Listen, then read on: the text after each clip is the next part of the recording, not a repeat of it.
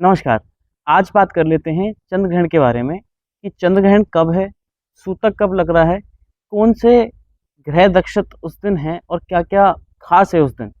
साथ ही में बात करेंगे कि चंद्र ग्रहण पे क्या ख़ास हमें करना चाहिए, ताकि हम उसका शास्त्रों के अनुसार पूरा फ़ायदा उठा सकें। देखिए, आप लोगों को पता ही है कि मैं जो बताता हूँ ना, शास्त्रों से बताता हूँ। मेरे पास उसके अलावा व्हाट्सएप यूनिवर्सिटी और यूट्यूब यूनिवर्सिटी की कोई नॉलेज नहीं है, ठीक है ना? इसलिए मैं कई बार रेफ़रेंस भी देता हूँ कि आप वहाँ-वहाँ जाके आप खुद पढ़ सकते हैं। तो चलिए, ये मैंने एक कई सारे शास्त्रों को पढ़ के संग्रह किया है, क्योंकि हर जगह ना थोड़ा-थोड़ा वर्णन होता है। किसी चीज़ का गरुड़ पुराण में होता है, किसी का ब्रह्मवैवर्त पुराण में होता है, किसी का पद्म पुराण में होता है। हर जगह ना थोड़ा-थोड़ा डिस्क्रिप्शन होता है, तो सबको फिर जोड़ दिया। तो चलिए बात कर लेते हैं चंद्र ग्रहण के बारे में। 7 सितंबर को है चंद्र ग्रहण। कितने बजे लग रहा है? ये लग रहा है रात को 9:57 पे। और कितने बजे तक लग रहा है? ये लग रहा है साढ़े 3 घंटे के लिए, लमसम साढ़े 3 घंटे के लिए। और इस दिन 9:57 पे लगकर ये 1:26 पे खत्म हो जाएगा। साथ ही में इस दिन और 3 चीज़ें और हैं जो आपके लिए मतलब बहुत ही खास हो सकती हैं। इस दिन है पूर्णिमा, ठीक? पूर्णिमा के साथ-साथ पंचक स्टार्ट हो जाएँगे। साथ ही में पितृपक्ष स्टार्ट हो जाएगा, जो 21 तारीख तक चलेगा, 7 से लेके 21 तक। उसके लिए मैं अलग से वीडियो बनाऊँगा। इस वीडियो में उसके बारे में बात नहीं करेंगे। तो चलिए बात कर लेते हैं कि चंद्र ग्रहण का सूतक कब लग रहा है सबसे पहले। चंद्र ग्रहण का सूतक जो होता है ना, वो 9 घंटे पहले लग जाता है। तो ऐसा मान लीजिए कि साढ़े 12 या सवा 12 बजे के आस-पास सूतक लग जाएगा। तो करना क्या होता है हमें सूतक में?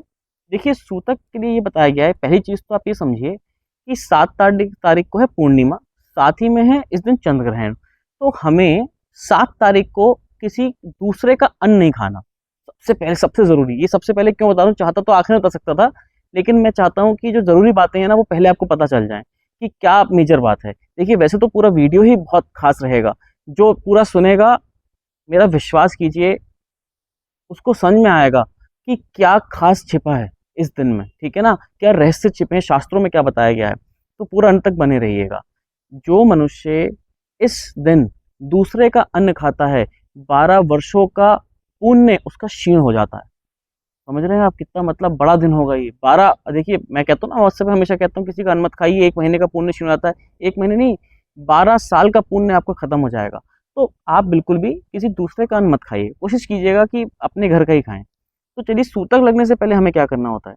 देखिए, सूतक लगने से पहले ना हमको क्या करना है कि जो घर का पका हुआ खाना है हमारा, जो हम खाना बना चुके हैं, उसको हमें ख़त्म करना है। मतलब कि हमें सवा 12 बजे के बाद पका हुआ खाना जो घर का बना हुआ है, उसे नहीं खाना है, क्योंकि उसपे सूतक का विशेष प्रभाव आ जाता है। तो वो जो खाना होता है ना, वो सूतकी खाना हो जाता है, ठीक है?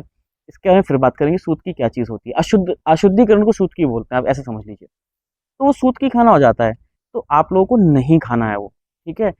जो खाना बच जाए, उसको आप सेवा में लगा दीजिए, गाय की सेवा में, कुत्ते की सेवा में या किसी और जानवर की सेवा में लगा दीजिए। आप फिलहाल उसको मत खाइए, है ना? अब इसमें विशेषता जो हमारे शास्त्र हैं ना, कुछ चीज़ों पे रियायत देते हैं। रियायत का मतलब, कुछ चीज़ों पे ये कहते हैं कि कुछ लोगों के लिए छूट है, जैसे कि बच्चों के लिए छूट है, जो बुजुर्ग लोग हैं उनके लिए छूट है, और जो रोगी हैं, जो बीमार हैं, उनके लिए छूट है। लेकिन छूट भी सिर्फ़ डेढ़ पहर तक की ही है, मतलब डेढ़ पहर पहले तक वो खाना मतलब खा सकते हैं। डेढ़ पहर से पहले-पहले उन्हें बंद करना पड़ेगा, वो भी नहीं खाएँगे। डेढ़ पहर का मतलब हो गया शाम के करीब 6 बजे के आस-पास, ठीक है? तो 6 बजे तक वो लोग खाना खा सकते हैं। अब सूतक लगता है करीब सवा 12 बजे, तो करना क्या है? सूतक लगने से पहले ही या तो तुलसी पत्र अपने खाने में हर जगह रख दीजिए, अपने अनाज में, कहीं पे होगा जैसे चावल रखे होंगे, कहीं पे आटा रखा हुआ होगा, कहीं पे दालें रखी होंगी, उनमें सब में, है ना? या तो एक जगह पे करके उसके ऊपर रख दीजिए, या सब में अलग-अलग रख दीजिए।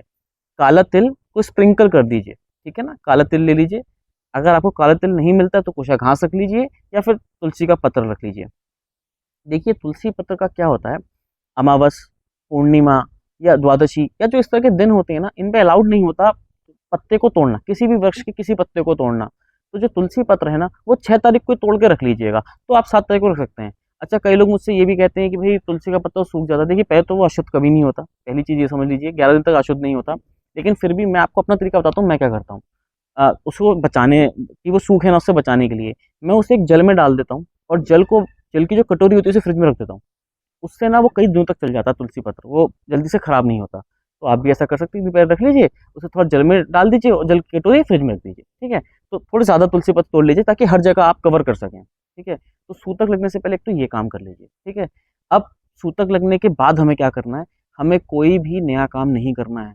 7 तारीख को तो बिल्कुल पक्का समझ लीजिए कि आपको कोई भी नया काम नहीं करना है, ठीक है ना? और 7 तारीख से लेके 21 तारीख तक कोई नया वाहन नहीं खरीदना है, गृह प्रवेश नहीं करना है, ठीक है? कोई नया घर नहीं खरीदना है, ये सब चीज़ें मत कीजिएगा, पितृ बहुत नाराज़ हो जाते हैं, ठीक है ना? चलिए उसका एक अलग वीडियो बनाएँगे तब डिस्कस कर लेंगे। अब ऐसा मान लेते हैं कि ये सारा टाइम खत्म हो गया, रात का टाइम आ गया जब ग्रहण लगने वाला है। ग्रहण लगेगा 9:57 पे, तो हमें उससे पहले ये सोचना है कि जो ग्रहण लगने वाला है, उसमें हमें क्या ख़ास करना है ना? तो ग्रहण से पहले ना हमको क्या विशेष सावधानी रखनी है? देखिए सबसे पहले तो ग्रहण में क्या करना चाहिए कि ग्रहण से पहले ना हम जो कपड़े पहने ना अ, उसके बाद ग्रहण के बाद हमें उन्हीं कपड़ों में नहाना होता है क्योंकि उनमें सूतक लग जाता है कपड़ों में भी, ठीक है? तो पहले मैं आपको समझाता हूँ करना क्या है।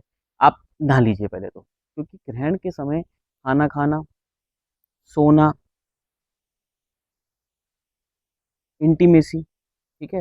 ये सब चीज़ें अलाउड नहीं होती हैं। अगर आप ये कर रहे हैं ना, तो आपके ऊपर से सूतक तब तक नहीं हटेगा जब तक अगला ग्रहण नहीं आ जाएगा और सूतक ना हटने का मतलब ये होता है कि आप अशुद्ध हैं। अब अगर आप अगले दिन किसी का श्राद्ध भी करते हैं ना, वो बेकार हो गया आपका श्राद्ध। तो ऐसा बिल्कुल मत कीजिए क्योंकि श्राद्ध ना होने की ताकत छीन लेता है फिर वो सूतक जो होता है। तो हमें क्या करना है, सबसे पहले तो हमें अपने पास गंगा जल रखना है। आप जो भी मंत्र पढ़ें ना, वो गंगा जल सामने रख के फिर उस मंत्र को आवाहन कीजिए। इस समय श्राद्ध करना बहुत अच्छा बताया जाता है क्योंकि पितृपक्ष भी स्टार्ट हो रहा है।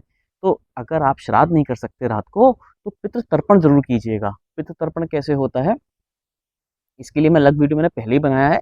मैं एक बार दोबारा बना के आपको अलग से बता दूँगा, वीडियो बहुत लंबी हो जाएगी, इसे जल्दी से ख़त्म भी करना है वीडियो को। तो आप पितृ-तर्पण ज़रूर कीजिएगा और दान करना बहुत अच्छा होता है। अब आप कहेंगे रात को भी हम दान करने कहाँ जाएँ? जी, रात को दान करने आपको कहीं नहीं जाना है। आपको करना क्या है कि आपको ना दान के लिए पहले ही यानी 7 तारीख के दिन ही आप दिन के समय आप जो भी अन्न आप दान करना चाहते हैं, कच्चा अन्न दान होता है इसमें, ठीक है? जैसे गेहूँ, चावल, इस तरह की चीज़ ना जो भी कच्ची चीज़ होती है, दालें, ठीक है?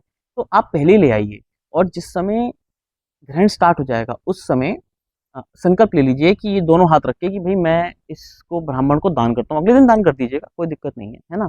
इस समय पितृ तर्पण ज़्यादा से ज़्यादा कीजिए और बताया गया है कि जब आप पहले नहाएँगे ना, तो इस दिन मंत्रों के बिना नहाना होता है।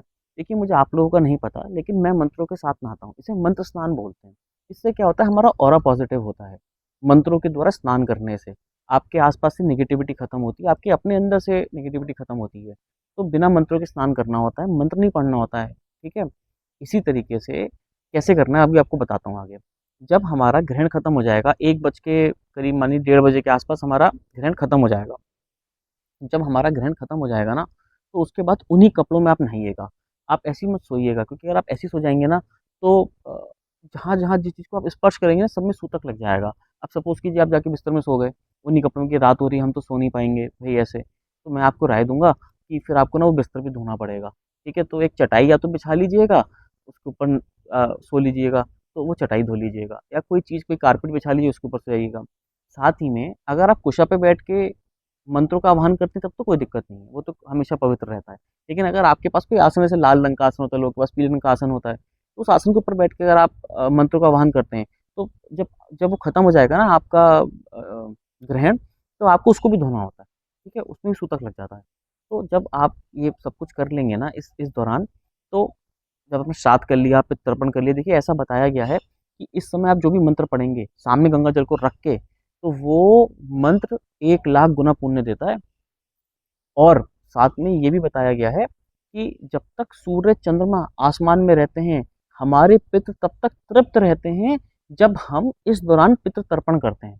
तो तर्पण ज़रूर कर लीजिएगा इस समय, बहुत ज़रूरी है। साढ़े 3 घंटे का समय है, ज़्यादा लंबे समय नहीं है, है ना? क्योंकि लोग वेट करते हैं साधनाओं वाले कि कब ये दिन आएगा, कब हम अपनी साधना करेंगे। तो इसलिए आप इसका फ़ायदा उठा लीजिएगा। अब सवाल ये है कि हम उन्हीं कपड़ों को पहन के नहाएँगे। अगर आप रात को नहा सकते हैं, आप इतने स्वस्थ हैं कि आप नहा सकते हैं, ठीक है? थोड़ा मौसम ठंडा है, थोड़ा पानी गुनगुना कर लीजिए, उसमें गंगा जल मिलाइए, काला तिल मिलाइए और आप स्नान कर लीजिए, ठीक है? अब आप स्नान करने के बाद उन्हीं कपड़ों में स्नान कर लीजिए, उन कपड़ों को वहीं छोड़ दीजिए, दूसरे के वस्त्र पहन के अब आप सो सकते हैं, आप शुद्ध हो गए, ठीक हो गया? ऐसे ही सबको कराइए, ठीक है? नहीं तो सूर्योदय से पहले-पहले स्नान कर लीजिएगा, सुबह उठ के आपको लगता है नहीं हम नहीं तो हमें नींद आ रही है, हम नहीं उठ पाएँगे। देखिए ये जो चंद्र ग्रहण है ना, ये बहुत दोष लगा देता है हमारे ऊपर, हमारी कुंडलियों के ऊपर। और ये पितृपक्ष होता है ना, इसमें पितृ वेट कर रहे होते हैं हमारे घर के बाहर कि कब मेरा घर से कोई मेरे कुल से मेरे लिए कुछ तर्पण करेगा। तो उसके लिए मैं अलग से वीडियो बनाऊँगा। लेकिन इस समय हम चंद्र ग्रहण की ही बात करना चाहता हूँ मैं आपसे। अब स्नान कैसे करना है? स्नान सब नदियों का स्मरण करते हुए करना होता है। हे माँ गंगा, यमुना, नर्मदा, सरस्वती, कावेरी, है ना? इस तरीके से गंडकी नदी, अ, सरयू, इस तरीके से हमें सबका नाम लेना होता है और फिर स्नान करना होता है ताकि हमें सबका पुण्य प्राप्त हो जाए। बहुत खुश हो जाते हैं। और जो लोग तीर्थों में रहते हैं ना, हरिद्वार वगैरह में रहते हैं, गंगोत्री में रहते हैं या जहाँ-जहाँ गंगा बहती है, ऋषिकेश में रहते हैं, वो तो समझिए बहुत ही सौभाग्यशाली हैं। वो तो अगर उस समय उसमें स्नान कर लें, वस्त्रों सहित गंगा में स्नान कर लें, तो उनकी तो कई कई पीढ़ियाँ तर जाती हैं। आप ऐसे समझ लीजिए, लेकिन कोई घबराने की बात नहीं है।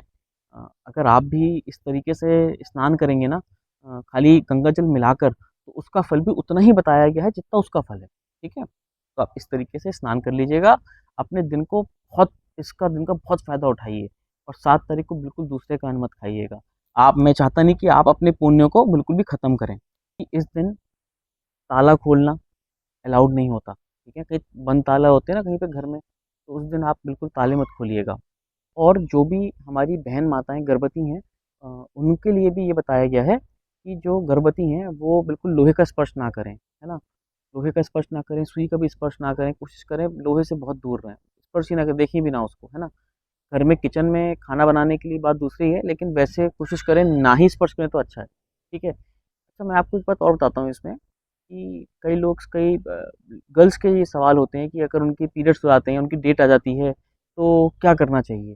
तो वो लोग भी मंत्रों का जाप कर सकते हैं, लेकिन वो ओम शब्द नहीं बोलेंगे। जैसे ओम नमः शिवाय एक मंत्र है, तो नमः शिवाय, नमः शिवाय, नमः शिवाय। जैसे ओम नमो भगवते वासुदेवाय एक मंत्र है, नमः भगवते वासुदेवाय, नमः भगवते वासुदेवाय।